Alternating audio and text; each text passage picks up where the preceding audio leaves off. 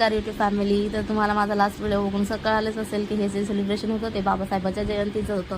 आणि रात्रीच्या 12 वाजता बायकांनी पाळणा गायला आणि मुलांनी फटाके आणि केक कट करून बाबासाहेबाची जी जयंती होती तिला सुरुवात केली. आणि नेक्स्ट डे म्हणजे 14 एप्रिलच्या दिवशी सकाळपासूनच सगळ्या तयाऱ्या चालू झाल्या आणि संध्याकाळच्या 4 वाजता मिरवणूक सुरू झाली.